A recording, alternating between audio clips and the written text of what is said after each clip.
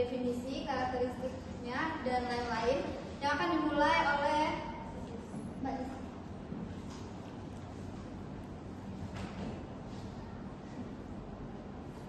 Mari kita mulai dengan memahami apa itu ekuitas. Secara sederhana, ekuitas adalah hak residual atau hak sisa pemilik atas aset perusahaan setelah dikurangi dengan semua kewajiban atau utang-utangnya. Penting untuk diingat bahwa nilai ekuitas mencerminkan tingkat kekayaan bersih sebuah perusahaan.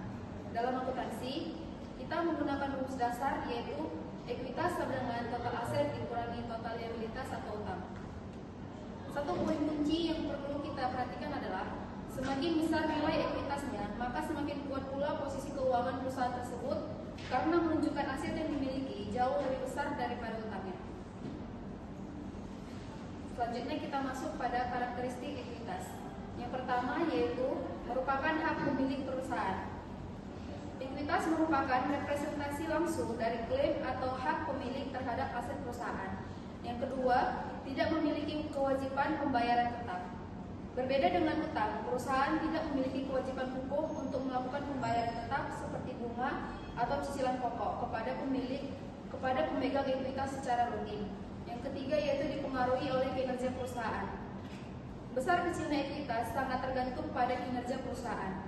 Jika perusahaan untung, ekuitas cenderung naik. Jika rugi, ekuitas terus semakin menurun. Yang selanjutnya yaitu bisa bertambah atau berkurang. Nilai-nilai ekuitas itu tidak statis. Ekuitas bisa bertambah misal melalui setoran modal baru atau laba, dan bisa berkurang misalnya karena kerugian ataupun pembagian dividen. Selanjutnya akan dijelaskan oleh rekan saya.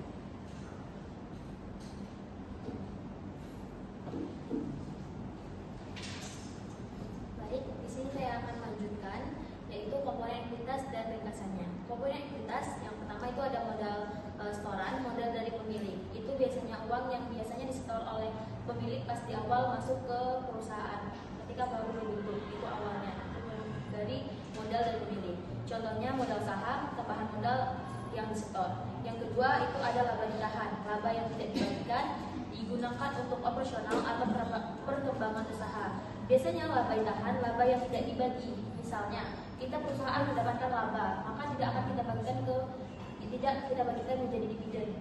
Itu disebut dengan laba ditahan. Untuk ringkasannya, ekuitas terdiri dari modal setoran dan juga laba tahan. Rumus sederhananya, ekuitas sama dengan modal ditambah laba tahan. Biasanya kan kita mendengar adalah ekuitas aset dikurang dengan liabilitas. Nah, kalau kita mencari komponennya itu sama seperti ekuitas yang aset dikurang liabilitas. Tapi yang kalau komponennya itu kita mencari modal ditambah dengan laba ditahan. Selanjutnya adalah sumber perubahan ekuitas. Ini ada dua. Yang pertama itu ada aktivitasnya, penambahan dan juga pengurangan ekuitas. Laba bersih dari penambahan ekuitas ada laba bersih, setoran modal baru, penerbitan saham. Sedangkan pengurangan ekuitasnya yaitu ada rugi usaha, pembagian dividen dan juga penarikan pemilik atau yang biasa kita sebut dengan flight. Sedangkan dari penyaluran dari keuangan kita itu ada dibagi juga dua, yaitu dari pemilik dan juga dari operasi. Sedangkan dari pemilik itu biasanya dari luar, seperti investasi tambahan, penjualan saham dan juga konversi obligasi. Sedangkan dari kegiatan operasi itu dalam perusahaan seperti laba atau rugi, pembentukan cadangan ataupun koreksi kesalahan. Selanjutnya adalah ekuitas setoran. Itu sama dengan seperti yang sebelumnya, bagian dari pemilik atau dari luar. Pengertiannya yaitu ekuitas yang berasal dari investasi langsung oleh pemilik. Nah, yaitu modal saham ataupun tambahan modal yang disetor. Ciri-cirinya berasal dari luar perusahaan atau pemilik modal. Itu merupakan dari ekuitas setoran. Untuk selanjutnya akan dilanjutkan oleh rekan saya.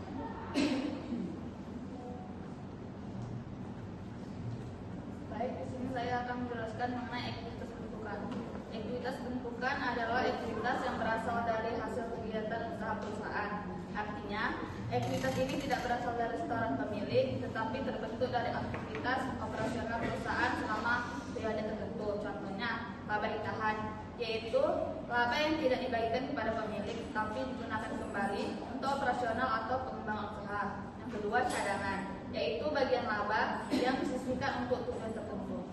Cirinya berasal dari dalam perusahaan. Semakin besar laba yang dihasilkan, maka ekuitas bentukan juga akan semakin meningkat. Selanjutnya, perbedaan setoran dan bentukan. Perbedaan antara ekuitas setoran dan ekuitas bentukan terletak pada sumbernya. Ekuitas setoran berasal dari pemilik perusahaan sehingga sifatnya eksternal. Contohnya adalah modal awal dan tambahan modal yang disetor dari pemilik. Sedangkan ekuitas bentukan berasal dari hasil usaha perusahaan sehingga sifatnya internal seperti laba ditahan.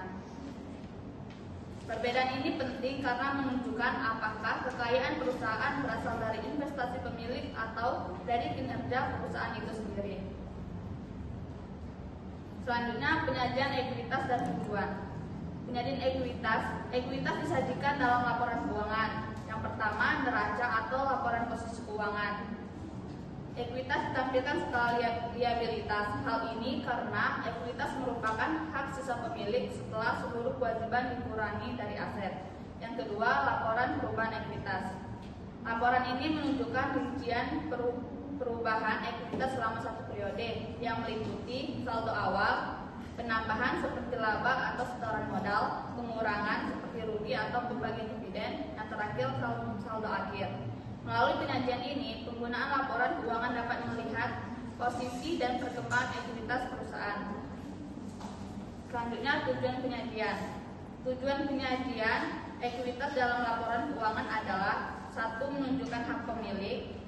Yang kedua, untuk menjelaskan perubahan ekuitas selama periode tertentu. Yang ketiga, untuk memberikan informasi kepada investor dan pihak terkait mengenai kondisi keuangan perusahaan. Yang terakhir, untuk menjadi dasar dalam pengambilan keputusan ekonomi. Dengan demikian, penyajian ekuitas sangat penting karena membantu dalam menilai kinerja dan kondisi keuangan perusahaan. Baik teman-teman, kelompok 11 sudah menjelaskan tentang ekuitas. Jadi buat teman-teman yang masih kurang paham atau masih ada yang kurang dimengerti, bisa ditanyakan karena kami akan membuka sesi tanya jawab. Jika ingin bertanya silakan angkat tangan. Baik Mbak, silakan berdiri. Baca.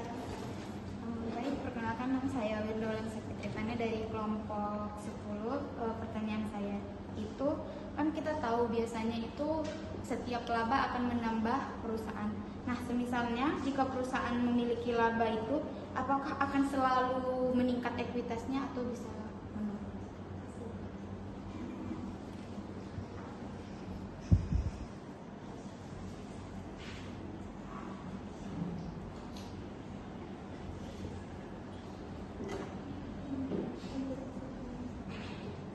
Baik, untuk teman-teman yang masih ingin bertanya, silakan Mas.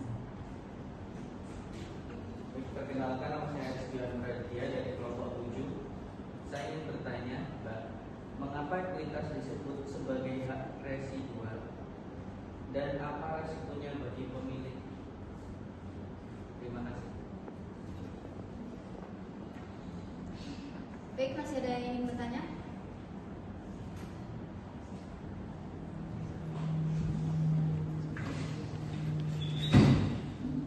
Baik, perkenalkan nama saya Nisa Fauzia Firdaus. Saya ingin bertanya, mana yang lebih penting bagi perusahaan, ekuitas setoran atau ekuitas bentukan? Sekian, terima kasih. Baik teman-teman, terima kasih untuk yang sudah bertanya. Pertanyaannya itu kami tutup karena cuma ada 3. Berikan kami waktu sebentar untuk mencari jawabannya.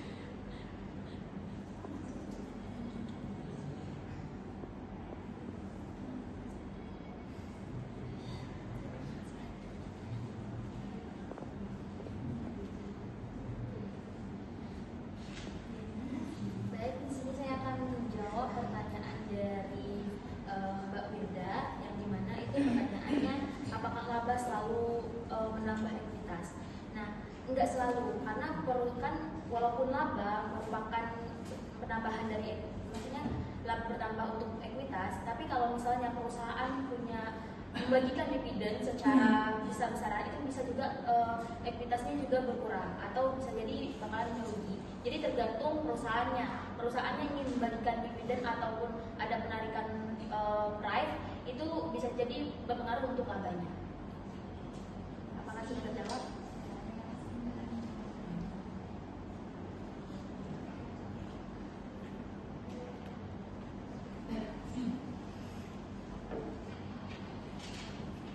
Selanjutnya saya akan menjawab pertanyaan dari Iwan. Pertanyaan tadi adalah mengapa ekuitas disebut sebagai hak residual dan apa risikonya bagi pemilik. Jadi jawabannya adalah disebut hak residual karena pemilik hanya berhak atas sisa aset setelah semua kewajiban dibayar. Yang dimana tadi sudah dijelaskan bahwasannya rumusnya itu adalah ekuitas sama dengan aset tambah liabilitas.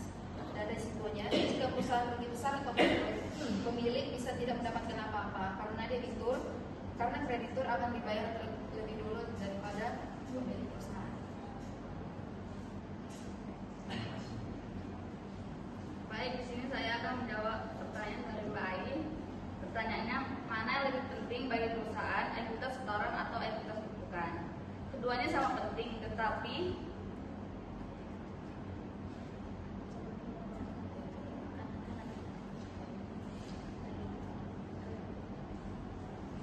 jawabannya keduanya sama penting, tapi memiliki fungsi yang berbeda. Ekuitas setoran penting di awal sebagai sumber modal. Ekuitas tumpukan menunjukkan kinerja perusahaan dari laba dan tahan. Perusahaan yang sehat biasa tidak hanya bergantung pada setoran, tetapi juga mampu menghasilkan ekuitas dari operasionalnya sendiri. Baik, dari para penanya, Pak sudah jelas jawabannya? Sudah. Karena sesinya sudah selesai dari penjelasan dan tanya jawab, di sini saya akan membacakan kesimpulannya, yaitu ekuitas adalah hak pemilik atas aset bersih perusahaan yang terdiri dari modal, setoran, dan laba ditahan. Nilainya berubah karena aktivitas usaha dan transaksi pemilik, serta disajikan dalam laporan keuangan sebagai indikator kondisi keuangan perusahaan. Baik teman-teman, untuk presentasi kami pada siang hari ini cukupkan. Atas perhatian semuanya, kami ucapkan terima kasih. Kami akhiri. Wassalamualaikum warahmatullahi wabarakatuh. Waalaikumsalam.